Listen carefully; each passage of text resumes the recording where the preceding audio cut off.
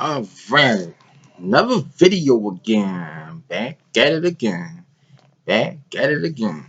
Talk about some AEW. Just finished watching AEW wrestling. It was really good. I saw a little bit of NXT. So I'm gonna kind of go over NXT a little. It was just about like 2 matches. Um, NXT. I saw Velveteen Dream versus Bobby Fish. Um, it was a pretty good physical match. Bobby Fish was, of course, he's a part of the Undisputed Era with Adam Cole. So it was a good physical match. Bobby Fish kept working on Velveteen Dream leg, but Velveteen, he just kept fighting back. And then Velveteen Dream just came up with the little roll up victory. So I was like, whoa, that's good. So Velveteen Dream got his eyesight on the NXT Championship, Adam Cole. So hopefully they'll probably face off at the next NXT Takeover. And the next match I saw was the main. Yeah, I only saw like what 2 matches off NXT. It was Keith Lee versus Damian the Priest versus the Jakovac. That was a pretty good physical match though. Like I think it was really good. Everybody showing their powerful moves. Keith Lee and powerbomb Priest on the Kovac. I'm trying to pronounce his name right. The Kovac about like 7, 8 times. Then they did a final power bomb to him, and he got the victory. And I was like, wow, Keith Lee, he gonna be champion for a while. It's gonna take somebody else to really, get the title off of him. But and then they show Johnny Wrestling and Ciampa, that little brawl again. When they face, that's gonna be pretty good. So can't wait for that to happen. But back to AEW, it was Kenny Omega versus Trent. Cody Rhodes was on commentary for a few matches, so that was pretty cool. I was like, who is that? Oh yeah, it's Cody Rhodes. But yeah, it was a pretty good match. Man, Kenny Omega, man, he can take some punishment, boy. Like I gotta watch his match with Jericho. I know it was really good. I gotta watch it again. But yeah, it was a good physical match. Man, Kenny Omega grabbed Trent and just threw him outside the ring, and then he hit his spine on that pole. I'm like, man, they making it physical, boy. It was a good match, but Kenny Omega got him that little running knee, and then that power bomb. I'm like, Kenny Omega, boy, that's gonna be so good. And also that was it the AEW TV Championship Tournament? I think starts next week, so I'm gonna be watching that and giving my full review about that as well too. Next, they had Broken Matt Hardy. Well, they were showing a promo of what he did, and I was like, wonderful, yes, it is wonderful, and he is going to delete the inner circle. So glad to see Broken Matt Hardy back. And I'm glad he's here in AEW because it's really, really good. I'm loving AEW. Come on, every Wednesday at 8 is wonderful. Wonderful, people. Wonderful review. All right, we had Anna Jay. It was her debut match versus Hako. It was Shida. Because her first name is hard to pronounce. Shida. But yeah, it was a pretty good match. They both had their special crazy little moves, diving in and out the ring. But Shada, she won again. She won her last 7 matches out of 8, and I said that's pretty good. Jake the Snake was out there talking about his client Lance Archer. I'm like, okay, we know about him. We know him and Cody gonna face off eventually. That's gonna be a good match when they eventually face off. And then they had him, Lance Archer, this big dude, muscles and everything, versus Marco Stunt from Jurassic World. I'm like, this, like he not even that tall. He about like what 4'2"? Like, I mean, I'm like, come on, I'm like, that's not even a match. We all know Lance Archer was just beating him, throwing him everywhere. Felt like it was like Big Show and I don't want to say Ray, but just like David versus Goliath type of match.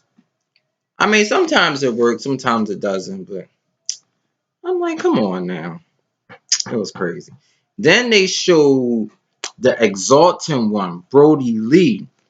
He was in his little offense with his crew, and one of them started yawning. He was like, he walked up to him. He was like, "Don't you ever yawn in my presence." It was like, whoa. Ooh. I was like, man, that felt intense. He had the TV on. The TV had static or something, so it looked like he was trying to show that off. But I was like, yo, this crazy. I like this side of him. Luke Harper. I mean, I know he Brody Lee, but see, this is what he can bring to AEW. I mean, he's a physical wrestler. He was a tag team champions with Eric Rowan, and now, I mean, shoot, he can win the AEW title. If he get a hold of that, boy, it's going to be awfully hard to take that away from him. But yeah, it was seeing him in AEW is pretty good. Um, then you had Dark Order 8 and 9. Like they are numbers and they wrestling versus the Natural Nightmares of QT Marshall. I still call him Gold Dust. Yeah, Gold Dust. Cody brother. But yeah, it was a pretty good match. Pretty good match. But of course, we knew the Natural Nightmare was going to win, and so they did. They did win. It's a pretty good match, though. Pretty good.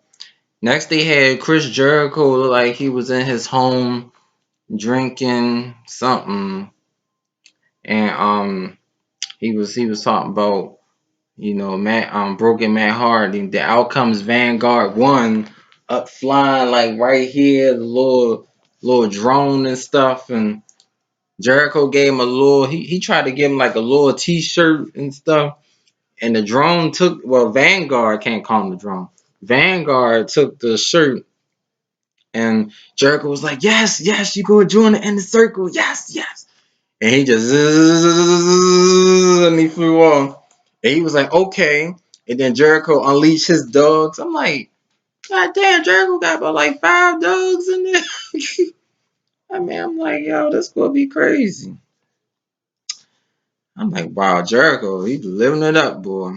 As y'all see, he living it up.